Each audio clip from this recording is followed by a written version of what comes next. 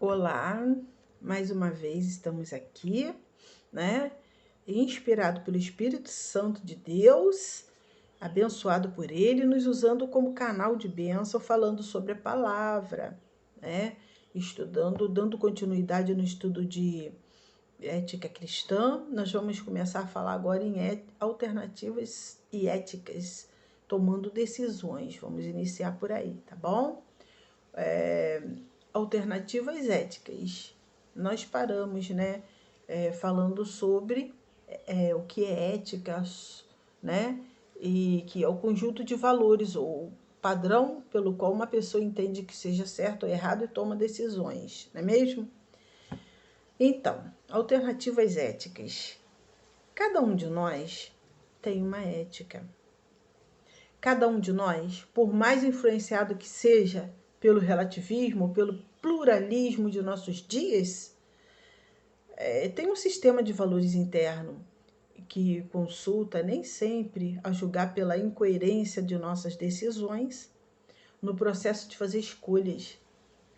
Nem sempre estamos conscientes dos valores que compõem esse sistema, mas eles estão lá, influenciando decisivamente nossas opções.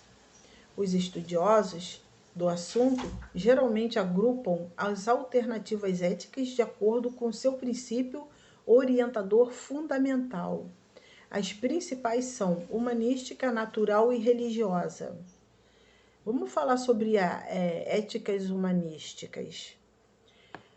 As chamadas éticas humanistas são aquelas que tomam o ser humano como a medida de todas as coisas, seguindo o conhecido axioma do antigo pensador sofista Protágoras, entre 485 a 410 a.C., ou seja, são aquelas éticas que favorecem escolhas e decisões.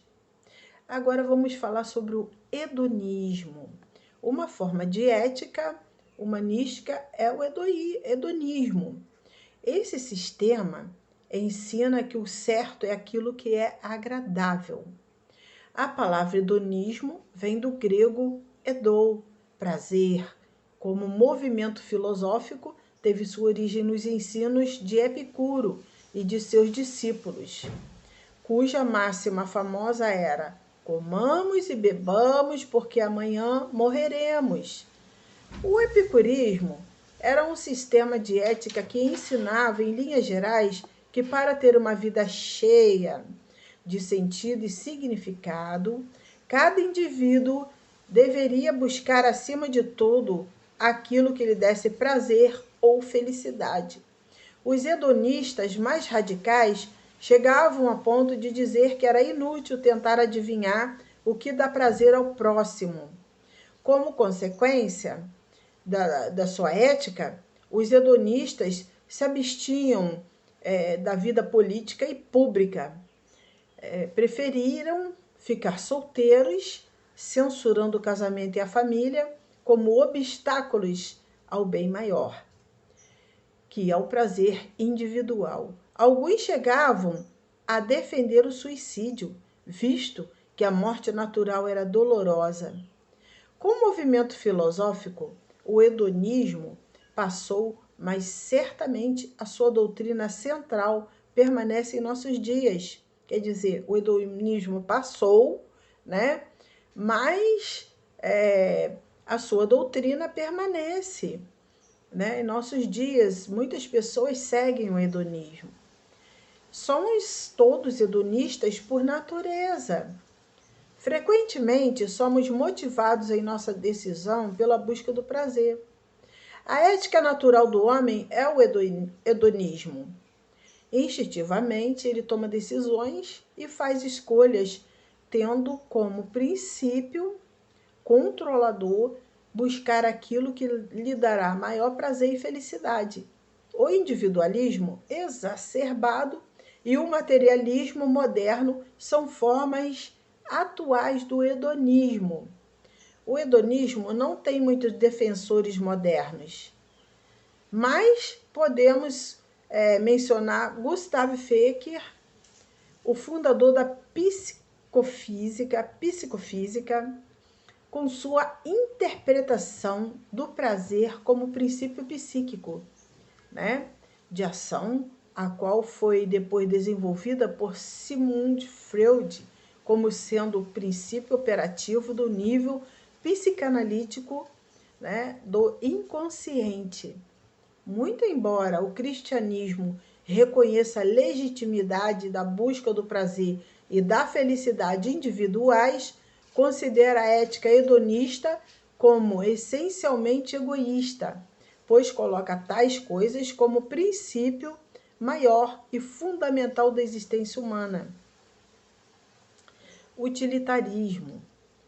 Outro exemplo de ética humanística é o utilitarismo. Sistema ético que tem como valor máximo o que considera o bem maior para o número de pessoas. Em outras palavras, o certo é o que for útil. As decisões são julgadas não em termos de motivações ou princípios morais envolvidos, mas dos resultados que produzem. Se uma escolha produz felicidade para as pessoas, então é correta.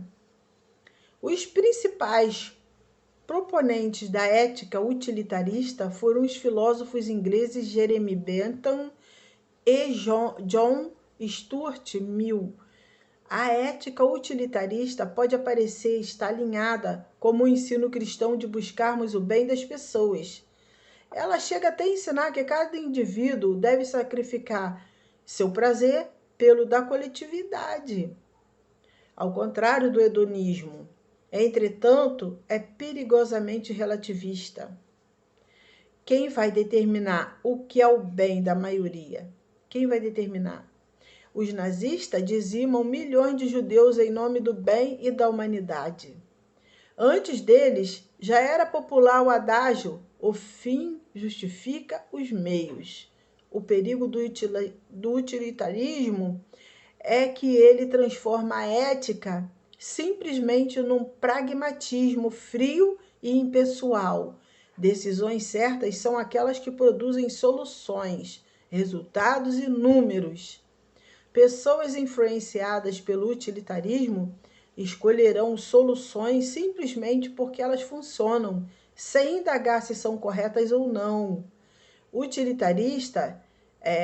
utilitaristas enfatizam o método em detrimento do conteúdo. Eles querem saber como e não porquê. Talvez um bom exemplo moderno seja o escândalo sexual Clinton Lewinsky, numa sociedade bastante marcada pelo utilitarismo, como é a americana.